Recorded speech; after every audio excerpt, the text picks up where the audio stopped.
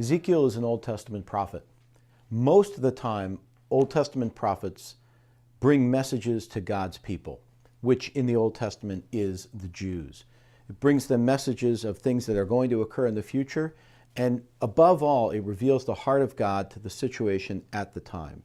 What a prophetic message is, in its most basic sense, is revealing the heart of God to the specific situation that God's people are in.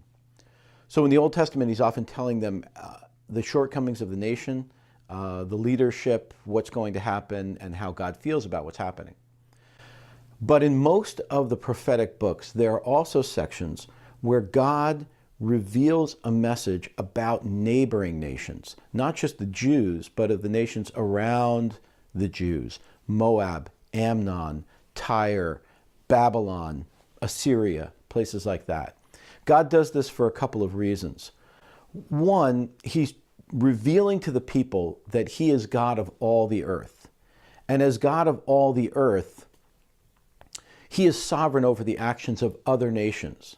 One of the hardest things for the Jewish people to learn was that Yahweh was not just their God, but that he was God of all the earth, sovereign over everything that happened. That's the significance of Genesis chapter 1. In the beginning, God created the heavens and the earth. Other gods were sovereign over the heavens or the earth or the ocean or a particular plot of land. But Yahweh is sovereign over all the earth. That's the significance of Ezekiel chapter 1, when God appears to Ezekiel in the land of Babylon, showing that he can cross barriers, he can cross territorial lines and appear. So as part of that, he will sometimes show his people that he's sovereign over the actions of other nations. And he'll often do this by telling them what's going to happen in a neighboring nation, that this king is going to fall, that this nation is going to be wiped out. By giving them this forthtelling prophecy, he is building up their confidence that God knows what's going on in the world. It's interesting to note that in these prophetic messages, God holds the nations accountable, but not to the specifics of the Mosaic law, to a more general sense of justice and right. He never conquers a nation or brings disaster on a nation because they don't keep the Sabbath, or because they don't keep kosher, or that they don't keep the holy days. That's for God's people. But he will often bring judgment on a nation because of the way they rejoiced over the fall of a neighbor, or the way they treat prisoners of war. Those kind of general justice issues. So in the section that we're looking at today, Ezekiel brings a prophecy or a prophetic word against the king of Tyre. I've chosen this passage. There's a number of different passages in the middle part of Ezekiel where the prophet has a word for the nations surrounding Israel. I've chosen this one because it's very well known. It's notoriously difficult to understand. And even a casual reading of Ezekiel chapter 28 gives you the feeling that while Ezekiel is talking about the king of Tyre, there just might be something else going on below the surface. Let me show you what I mean. First, some background on Tyre.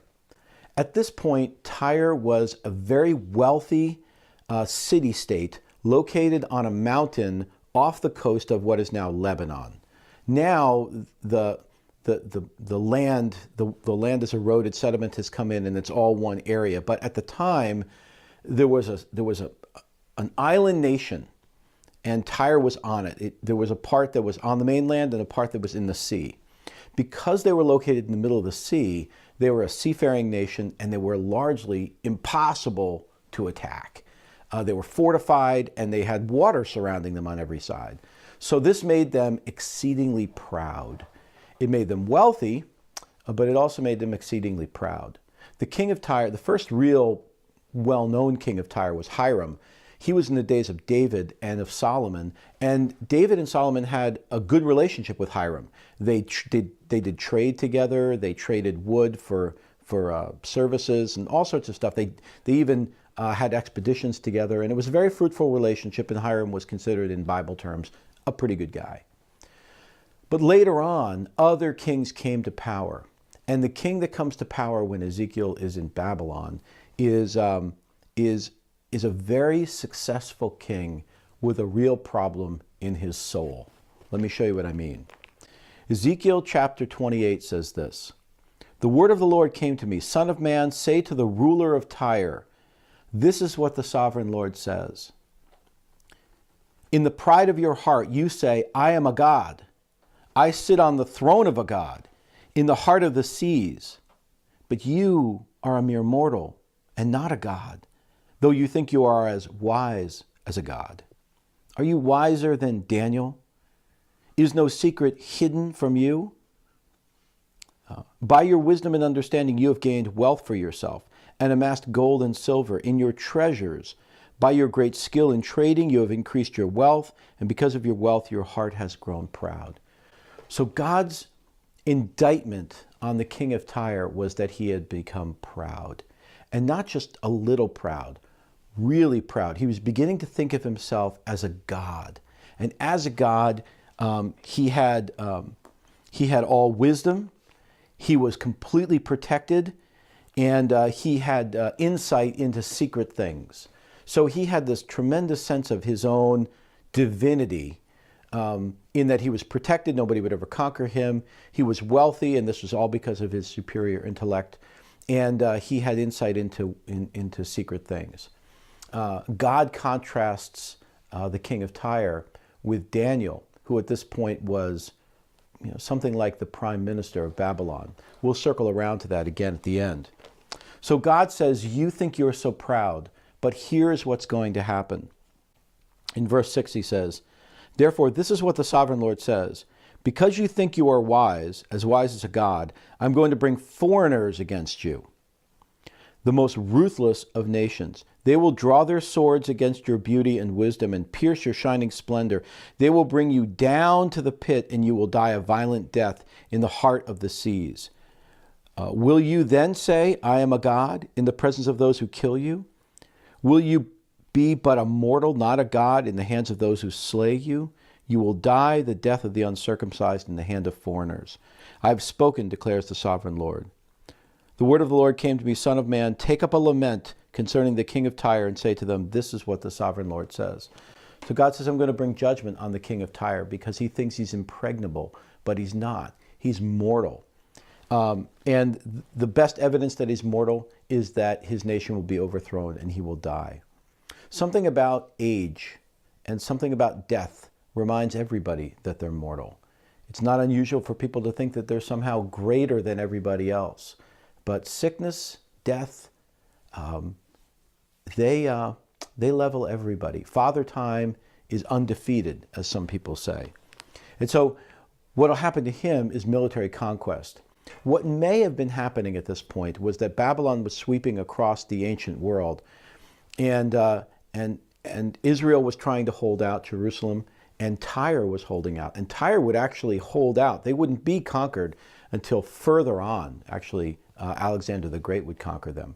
But it brought, they were starved out of their prosperity by a siege that the king of Babylon laid against them. And that's probably what he's talking about. But it's possible that the Jews are looking at Tyre saying, hey, they're holding out, maybe we'll hold out too. And so God had to bring them a message and say, Jerusalem is not going to hold out, and in fact, Tyre is not going to hold out. God has chosen to use Babylon to discipline all the nations of the ancient world and to give them all a restart. And the reason he's done this with Tyre is because of his great pride. And then, as you move into 11 through 19 of chapter 28, he begins to address the king of Tyre, and his words are, well, they're just very interesting. As I said before, when you read them, you sense that something else is going on. Let me read and see if you pick it up. This is what the sovereign Lord says. You were the seal of perfection, full of wisdom and perfect in beauty. You were in Eden, the garden of God. Every precious stone adorned you. Carnelian, chrysolite, and emerald, topaz, onyx, and jasper, lapis lazuli, turquoise, and beryl. Your settings and your mountings were made of gold. On the day you were created, they were prepared. You were anointed as a guardian cherub, for so I ordained you. You were on the holy mount of God. You walked among the fiery stones. You were blameless in your ways from the day you were created till wickedness was found in you. Through your widespread trade, you were filled with violence and you sinned.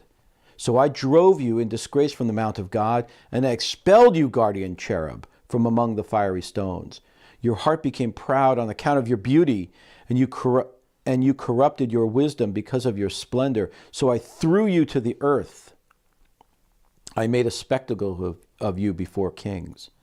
By your many sins and dishonest trade, you have desecrated your sanctuary. So I made a fire come out from you, and it consumed you. And I reduced you to ashes on the ground in the sight of all who were watching. All the nations who knew you were appalled at you. You have come to a horrible end and will be no more. Did you pick up what's going on there? God is addressing the king of Tyre for his pride and his wisdom and his feeling of being, almost like a god.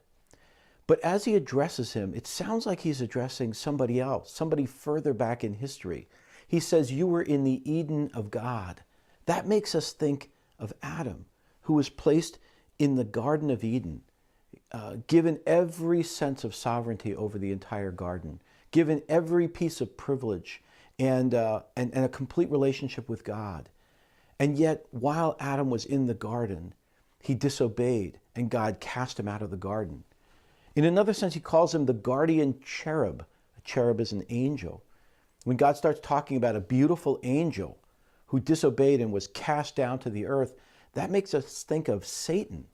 It makes us wonder if that's the story of how this fallen angel became the opponent of God. It's not overt. It's not perfect. None of these explanations is clear. He's not all of a sudden talking just to Satan. He's using these stories to talk about the root of the king of Tyre's sin, which is pride.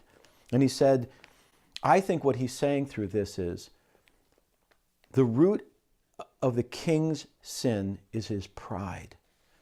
And the root of Satan's sin is his pride. And the root of Adam's sin was in some sense his pride. Why do I say that? Because at the very beginning, God compares Tyre to Daniel. Daniel was also a man of great wisdom. He was also a man of great ability. And yet, he never fell. Why didn't he fall? Somehow, Daniel never lost his humility before God. Daniel realized that any privileged position he had been given, any ability that he had been given to him by God. The king of Tyre assumes that all of his wealth and all of his ability came from himself and not from God. That's the basis of his pride. Daniel sees that everything he has came from God, and so he never oversteps his boundary. And you can see that because Daniel is an obedient man. In the end, at Daniel's life, later on in his life, he's willing to give up all of his privilege and all of his position to remain obedient to God. It's his humility before God that says, everything I have came from God, so disobeying can never be the right thing to do. Daniel's obedience comes from his humility. And I would suggest to you that our disobedience comes from our pride. Our sense that we know our lives better than God does, and so we have to create our own rules. That God can't be trusted, so we have to create our own behaviors. Our pride, that we somehow know better than God, is what leads to our disobedience. I find it interesting that the root of our pride is that we are somehow smarter than God, and that we know better than him.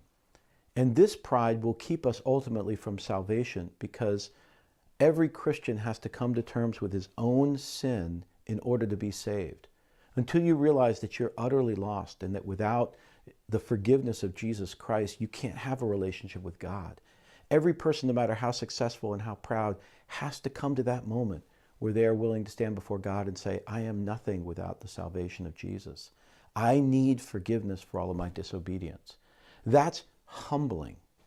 Yet at the same time, I found that a lot of people who seem very egotistical and very proud are really masking something deep down inside of them, which is a lack of pride, a lack of self-worth. I find that people who have a healthy sense of self-worth don't have a great need to get everybody to believe that they're worthwhile. If you have a healthy sense of your own value, you don't need everybody to confirm it. It's the person who doesn't know their value that somehow has to conquer everybody and bluster and remind everybody of how great they are. They've got to accomplish things by any means possible to make themselves valuable. And that's the other side of the gospel. The other side of the gospel is that we're so sinful that we need forgiveness, but we're so loved that God has given his Son, Jesus Christ.